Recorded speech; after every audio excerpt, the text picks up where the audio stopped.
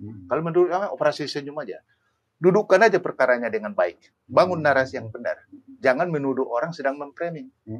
Begitu dia mengatakan, oh ini Budi Ari di framing, orang akan bertanya-tanya. Tujuan Budi Ari mungkin mengatakan melibatkan PDIP. Ada mungkin orang atau yang bersimpati kepada Bapak Jokowi untuk bersimpati kepada dia. Sehingga dia serang PDIP. Betul.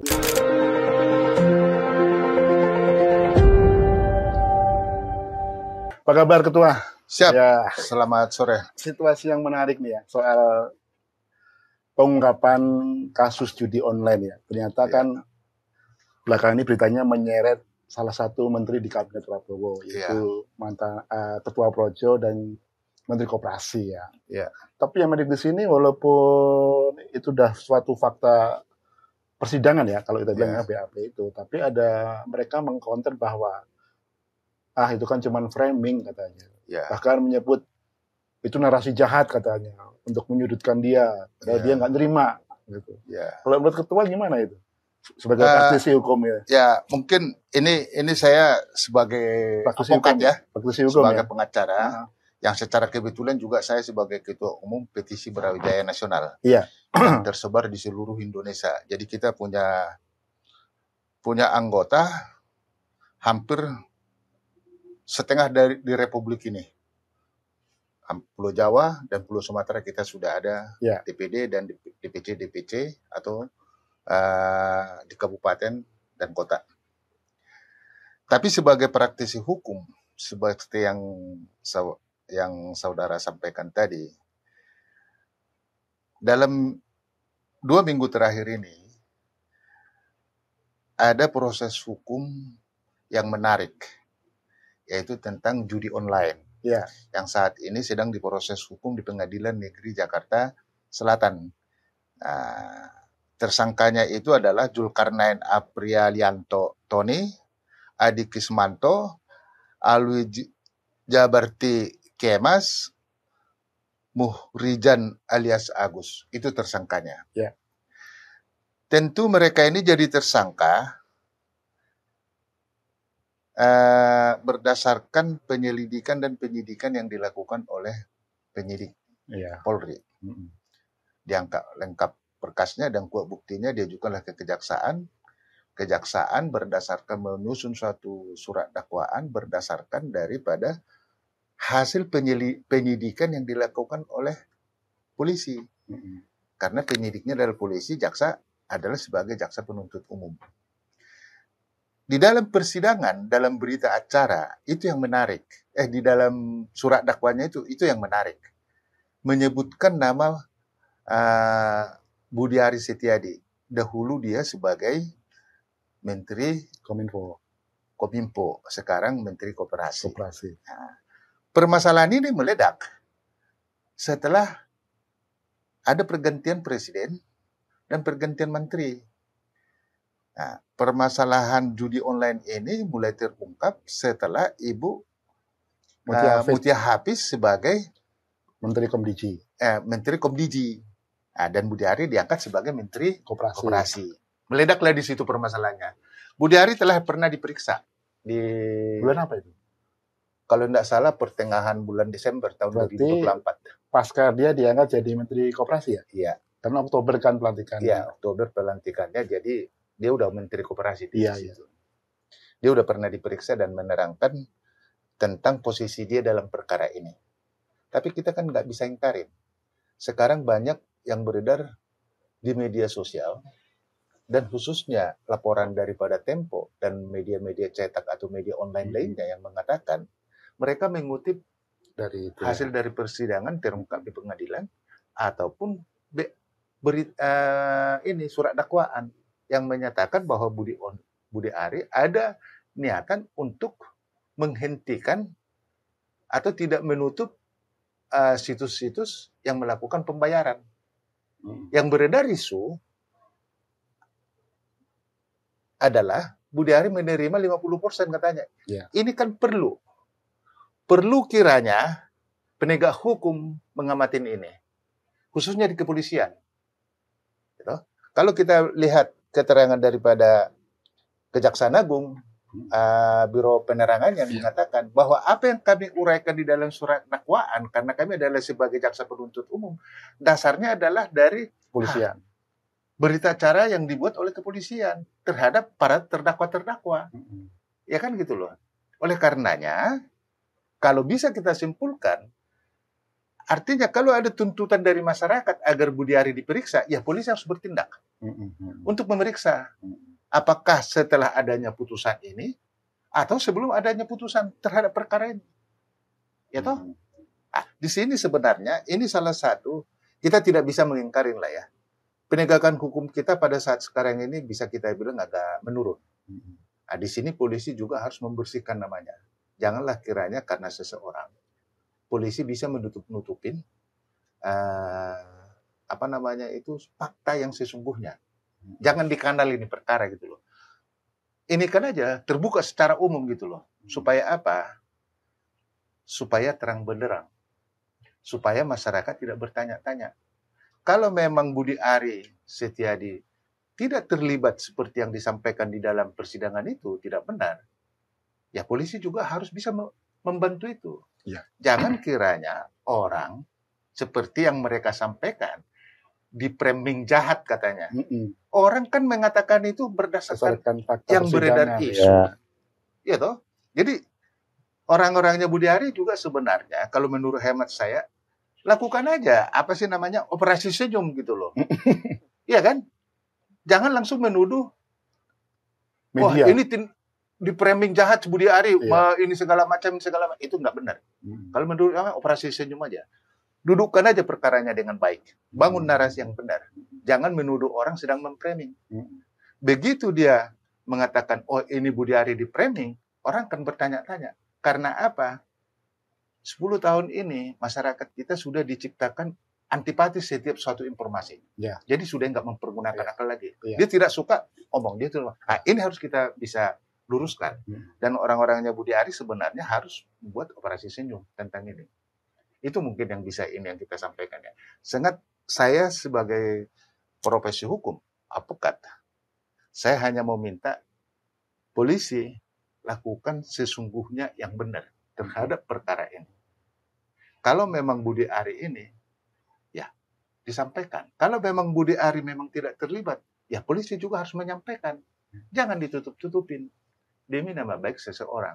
Demi proses hukum yang baik dan institusi kepolisian. Itu menurut hemat saya. Tapi ini kan ada suatu, kalau saya perhatikan ada suatu tren ya, narasi seolah dari kelompoknya Budi Ari. Saya tuh kemarin baik dari sekjennya, wakil ketuanya, mereka tuh seolah-olah menyalahkan media gitu loh, yang melakukan framing dan ujung-ujungnya menunjuk salah satu menteri senior lah gitu di balik semuanya itu gitu. Itu kayak mereka kalau saya lihat ada suatu kepanikan justru ya. Itu tadi yang saya bilang tadi. Penyampaian pendapat atau bantahan yang dilakukan oleh orang-orangnya Budi Ari. Misalnya sekjennya Projo yang kalau tidak salah namanya Handoko ya. Dan wakil ketuanya namanya kalau tidak salah Predi Damanik ya.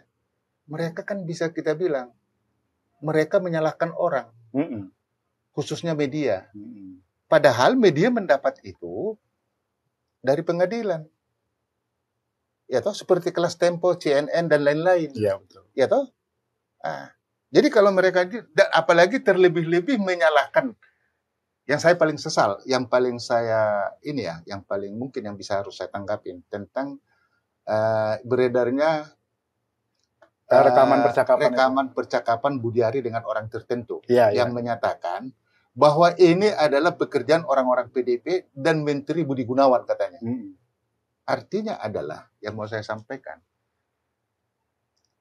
dia akan mengundang orang untuk memusuhinya. Padahal tujuan dia mungkin ini tanda kutip. Tujuan Budi Ari mungkin mengatakan melibatkan PDIP. Ada mungkin orang atau yang bersimpati kepada Bapak Jokowi untuk bersimpati kepada dia sehingga dia serang PDIP. Betul. PDIP kan dulu partai. Iya. Iya kan partai. PDIP tidak punya kekuasaan untuk memerintahkan orang supaya melakukan perjudian online atau melindungi perjudian online. Di mana kaitannya? Ya kan gitu loh. Apalagi Pak Budi Gunawan. Ya kan gitu loh, Bos. Kalau memang seperti yang di Budi Ari bilang, ada memang ininya di framing ya, udah menghadap aja mereka ke Pak Prabowo, ya toh? Dan katakan aja kepada Bapak Presiden Prabowo, ini Pak Budi Gunawan sedang memframing jahat saya ini segala macam. Jadi jangan buat di media, jangan dibuat begitu. Akibatnya orang makin bertanya-tanya, orang makin tidak simpati dan orang makin bertanya-tanya, benar tidak sih Budi Ari terlibat seperti yang diungkapkan di media sosial atau media cetak memperoleh 50% fee, ya kan? Akibatnya kan begitu. Saya sendiri pun bertanya-tanya, apakah ini benar atau tidak? Kan itu aja jadinya kan. Nah, apalagi belakangan ini kan Budi Ari menyatakan, baik Budi Arinya sendiri, Menteri Komunikasi maupun pengurus Projo yang mengatakan bahwa Budi Ari nggak terima sama sekali. Itu menurut saya juga terlalu prematur ya mengatakan begitu ya. Ya itu yang kita bilang tadi. Kalau dibilang prematur mungkin ya. Tapi itu yang saya bilang tadi, mereka membela Budi Ari atau membersihkan nama Budi Ari dengan membabi buta, dengan betul. Emosi, betul. Dengan emosi. Itu tadi yang seperti yang saya bilang tadi. Sepatutnya mereka membangun suatu narasi senyumlah, yang soft, yang enak didengar orang. Karena apa? Kita tidak bisa ingkarin, rakyat kita sekarang ini terbelah, ya. Dengan dia buat begitu, dia ikut juga membelah masyarakat, ya toh. Tentu ada beberapa orang yang simpati kepada dia. Tapi tidak bisa diingkarin. Ke orang-orang tertentu seperti yang disebutkan Budi Ari dalam rekapan percakapannya itu. Di belakangnya ini orang PDP katanya. Iya, betul. Tentu kan orang, kalau Budi Ari dengan PDP diadu begitu nggak level lah. Nggak apple lah. Nggak level. Itu jauh lah. Antara bumi dan langit lah itu. Nah, Budi Ari mungkin kan yang bisa pendukung dia mungkin orang-orang terdekat dia lah, ya kan, yang mendapat manfaat dari dia kan bisa aja itu. Tapi kalau orang PDP, saya yang notabene saya bukan orang PDP, yang notabene saya amatin segala macam, PDP itu sangat membela kepentingan hukum, ya toh, membela masyarakat, bagaimana mencerdaskan masyarakat, khususnya mereka mencoba untuk mengedukasi masyarakat tentang bernegara. Itu aja kalau menurut saya. Ya, kalau nggak kita perhatikan seolah-olah ini kan narasi yang dilontarkan oleh Budi Ari ini menentang narasi yang dikeluarkan oleh kejaksaan ya. Karena kan kejaksaan bilang ngomong begini ya, kapus pennya itu, bahwa dakwaan itu tidak hadir dari ruang kosong, ada kronologinya lah gitu ya. Dan saya herankan kenapa para pembela Budi Ari ini nggak cerdas sama sekali gitu loh, cara menjawab mereka gitu ya. Ya itu yang kita bilang itu tadi. Sesuatu yang dilakukan dengan emosional, tidak akan membuahkan hasil yang baik. Itu aja diingat, Pak. Yang dilakukan oleh tadi yang seperti yang kita bilang Wakil Ketua Projo, Pak Handoko, ataupun dengan Saudara Freddy Damanik, itu kan kalau menurut hemat saya, itu dilakukan secara emosional. Ya toh? Bangun aja narasi yang baik. Ya toh? Dan Budi Ari juga dalam perekamannya itu kan dia emosi. Tidak ada emosi kan gitu loh. Artinya apa? Serangkan aja dengan benar. Masalah diterima atau tidak diterima, itu urusan nomor 2. Karena setiap orang begitu mendapat informasi, tidak serta-merta dia menerima dan tidak menerima. Dia pasti diolah dalam pikirannya. Dan lambat laun, dia akan bisa memilih menerima argumen itu atau tidak menerima argumen itu. Apakah benar argumen itu atau tidak benar argumen itu. Itu sebenarnya. Jadi jangan dia misalnya seperti makan cabai. Begitu dia bilang sekarang, orang harus tidak percaya. Itu tidak benar. Ya, kita ini kan hidup merdeka, Bos. Betul, ya. Iya kan? Nggak bisa diarahkan semua sesuai dengan kemauan. Jangan kalau misalnya bilang, oh ini media telah melakukan framing jahat terhadap Budi Ari ini segala macam. Lantas begitu dia omongkan begitu, maunya masyarakat atau umum media langsung nurut sama dia. Enggak. Ya toh? Kaisar Romawi aja ada perlawanan dulu, Bos, dari masyarakat, Bos. Apalagi dia bukan kaisar, Bos. Tapi ada satu fakta yang menarik juga ini di persidangan itu kan kemarin tersangkanya itu TSK-nya si Tony Jil itu kan mention yang menyebut nama Budi Ari.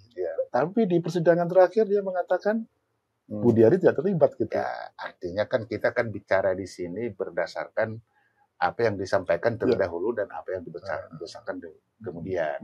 Itu sah-sah aja. Sah-sah aja itu ya. Nah, sah-sah aja. Artinya kan jaksa kan ada. Pengacara ada. Hakim yang memutuskan. Hakim kan bukan bodoh. Dia bisa menentukan mana yang benar, mana atau tidak mana yang benar.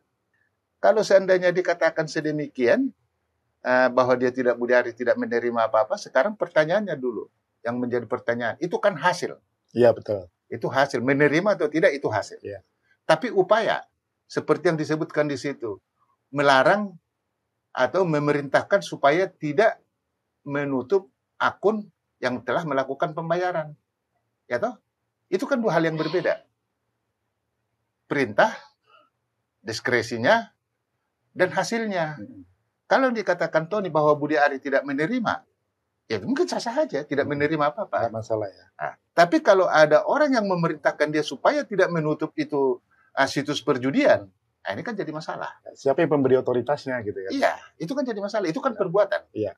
Artinya di situ setidak-tidaknya dia ikut serta atau memberi bantuan, entah apalah namanya itulah. Tapi kalau di logika ya konteksnya ini kan tidak mungkin komplotan Tony ini ya beroperasi di Kemenkominfo tanpa ada dukungan dari otoritas tertinggi ya. Itu yang kita bilang itu tadi, Pak. Ya, saya punya pembantu, Pak. Ya toh? Tentu pembantu saya akan masuk kamar saya apabila ada perintah dari saya. Ada izin lah ya. Itu dulu kan. Kalau tidak ada perintah dari saya atau izin dari saya supaya masuk ke kamar saya untuk membersihkan kamar saya, maka dia tidak boleh. Ya toh? Walaupun dia sebagai pembantu. ART, ya toh? Ya kan? Kalau dia masuk dengan tiba-tiba, maka saya akan menduga bahwa ART saya ini karakternya tidak baik. Tapi faktanya di sini, mereka bisa berpindah dari lantai sekian pindah ke lantai sekian. Ya. Siapa yang berikan otoritas itu? Siapa yang berikan otoritas? Ya. Apakah selama itu Budi Ari tidak pernah masuk kantor sehingga mereka suka-suka mereka? Ya, apakah kan? Kita mungkin orang bisa tiba-tiba masuk ngacak-ngacak komputer? Kan nggak mungkin. Ya, itu yang kita bilang itu tadi kan, sama halnya ilustrasinya tadi ART saya kan. Itulah mungkin departemen Kemenkominfo ya. Kemenkominfo itu artinya kan ada pimpinannya.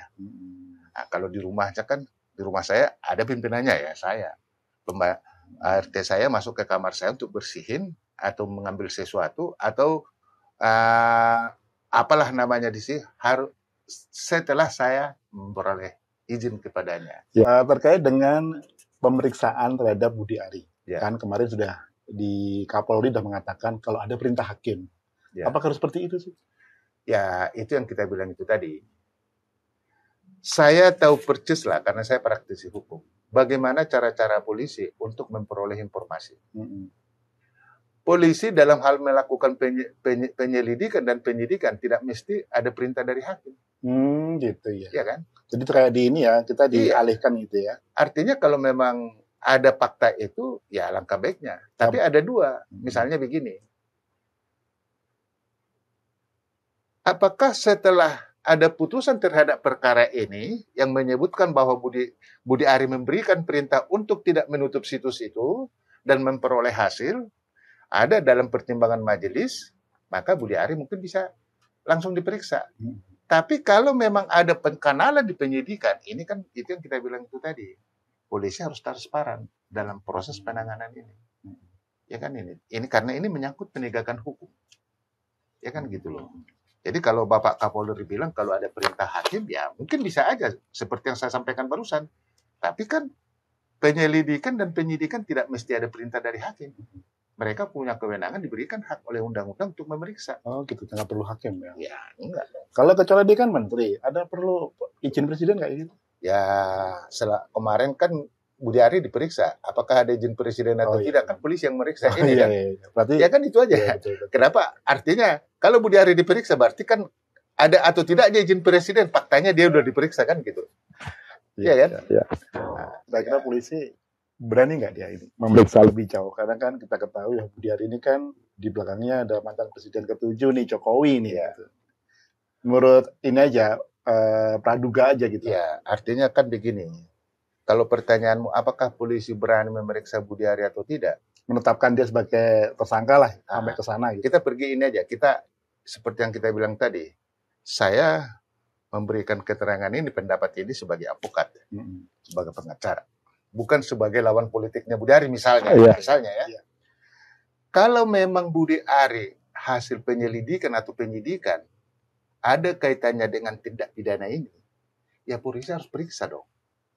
Dan itu yang kubilang itu tadi, itu yang saya bilang tadi. Kalau memang yang terlibat, ya polisi harus transparan dan mengatakan bahwa Budi Ari tidak terlibat. Tapi kalau memang ada peranan dia dalam tindak pidana ini, ya polisi juga harus katakan. Supaya apa? Supaya tidak ada korban. Kalau misalnya ini seperti yang dikatakan oleh orang-orangnya Budi Ari, framing jahat katanya, yang korban kan Budi Ari. Betul. Nah, di sini sebenarnya Budi Ari harus secara gentleman juga meminta kepada pihak kepolisian atau siapapun untuk menyatakan dirinya tidak terlibat. Masalah itu diterima oleh masyarakat atau tidak, itu urusan nomor 2. Ya kan gitu loh. Tapi kan janganlah misalnya dibuat suatu framing lain seperti isu misalnya gini loh. Isu misalnya Jaksa Agung mau diperiksa, mau diganti, ini segala macam katanya. Ada informasi ini kan dibuat isunya itu untuk merendahkan Jaksa Agung atau mengapa Jaksa Agung mengambil simpati atau apalah namanya. Mendelegitimasi Jaksa Agung dalam perkara ini misalnya. Dan saya dapat informasinya, Bos. Kita juga ada teman-teman lah banyak di kejaksaan. Budi Ari pernah ke sana kok. Oh gitu ya, melobi gitu. Yang kalau melobi nggak, ya mungkin jalan-jalan di Kejaksaan Agung, iya kan? Iya. Ketemu dengan si A, pejabat A dan pejabat B di segala macam toh. Iya. Tiba-tiba ada framing Jaksa Agung mau diganti, iya kan? Saya hanya mau minta Jaksa Agung juga harus tetap dalam penegakan hukum, jangan pilah-pilah, jangan tebang pilih, ya kan gitu loh. Kalau memang ada di situ untuk ini, boleh dibuat Jaksa Agung membuat suatu catatan atau apalah namanya supaya dilakukan pemeriksaan terhadap Budi Ari. Kan bisa aja. Apalagi kan Presiden Prabowo juga sudah mengatakan akan memberantas korupsi. Ya. Sampai seakar-akarnya. Intinya kan begini, Pak. Kita harus hormatlah kepada Bapak Prabowo. Kita akan mendukung Bapak Prabowo dalam menjalankan pemerintahannya ini. Khususnya, kalau saya sebagai ahli hukum, khususnya dalam penegakan hukum. Karena Bapak Prabowo pun menyadari sendiri, kalau kita simpulkan himbauan-himbauan dia, hei para koruptor, berhentilah kalian, kembalikanlah ini. Hei para koruptor, jangan lakukan lagi, saya akan melakukan tindakan keras. Artinya, ada kemauan dari Bapak Prabowo untuk penegakan hukum secara sungguh-sungguh. Ya kan gitu loh. Itu yang harus kita hormatin. Apapun prosesnya Bapak Prabowo jadi presiden, saya sebagai warga negara harus tunduk bahwa dialah presiden saya dan harus saya hormatin gitu loh. Saya tidak mau merendahkan dia atau apa. Saya hormatin itu. Masalah kita tidak suka dia terpilih jadi presiden, ada waktunya nanti untuk kita tidak pilih lagi. Urusan lain itu urusan lain. Tapi setidaknya kasusnya Budi Ari ini sebagai challenge juga nih buat Prabowo untuk membuktikan omong-omongannya soal pemberantasan korupsi Apakah nanti Budi Ari ibaratnya kalau bisa lolos ya mungkin karena proses hukum ya mestinya bukan karena di tengah jalan dipangkas gitu. Saya sih hanya mau bilang Bapak Prabowo kan presiden. Tentu dia banyak dapat informasi dari pembantu-pembantunya, dari intelijen negara, dari mana-mana dia dapat informasi lah. Kalau menurut Bapak Prabowo memang ada keterkaitan Budi Ari dalam perkara ini, Bapak Prabowo harus melakukan tindakan. Apa? Pemberhentian. Supaya Budi Ari diberhentikan dan supaya fokus dia menangani perkara ini. Atau diskorsing aja dulu lah. Sampai dengan ada putusan ini, Budi Ari dicutikan aja dulu. Iya kan? Kira-kira begitu kan? Idealnya sih begitu. Supaya Budi Ari dapat memberikan keterangan kepada khalayak ramai tentang keterlibatan dia atau tidak keterlibatan dia dalam perkara ini. Dan supaya Kementerian Koperasi tidak terganggu proses kerjanya, gitu loh. Kan ada wakilnya, Pak siapa namanya, Pak Ferry Yuliantoro. Itu aja dulu diangkat juga sementara sebagai Menteri Koperasi sampai dengan adanya putusan ini. Yang terjeleknya harus itu. Tapi kalau bisa, Bapak Prabowo harus mengambil tindakan yang tegas terhadap ini. Jangan dicemarkan pemerintahan dia dengan hal-hal yang tidak baik. Itu yang mau ini. Oke, Ketua, kita perpendek ya waktunya ya. Jadi dari pembicaraan kita ini, apa ingin paling nggak 3 hal yang ingin disampaikan apa? Pertama, 1, polisi harus tetap penegakan hukum. kejaksaan jangan malu-malu mengungkap kejahatan itu, membuktikan kejahatan. Siapa yang terlibat? Dan hakim, kita mohon, jangan terpengaruh dengan suatu janji atau apalah. Apalagi belakangan ini ada beberapa hakim yang ditangkap karena menyelewengkan jabatannya. Saya hanya mau minta pada hakim yang menangani perkara ini supaya benar-benar dia sebagai malaikat keadilan. Ya kan gitu loh. Itu harapan kita. Yang kedua, kalau memang Budiari tidak terlibat di sini, dia harus katakan di depan umum secara konferensi pers. Jangan apa namanya doorstop gitu, jangan konferensi pers saja, ya toh. Dan hentikan orang-orang dia yang membangun suatu narasi yang sifatnya emosional. Yang ketiga, tentu Bapak Prabowo punya dapat informasi yang luas, yang detail tentang perkara ini. Bapak Prabowo punya kewenangan mutlak memberhentikan dan memberhentikan menetap dan memberhentikan untuk sementara terhadap Budiari. Itu harapan kita. Ya kan gitu loh. Semoga penegakan hukum dalam perkara ini benar-benar dapat dijalankan dengan baik. Ini untuk apa? Untuk tegaknya hukum ke depan. Ya kan gitu loh. Itu mungkin yang bisa saya sampaikan. Ya. Terima kasih Ketua. Nanti kita ngobrol lagi untuk... Siap. Mudah-mudahan apa yang kita sampaikan bisa diaksep oleh masyarakat banyak dan tetap semangat merdeka.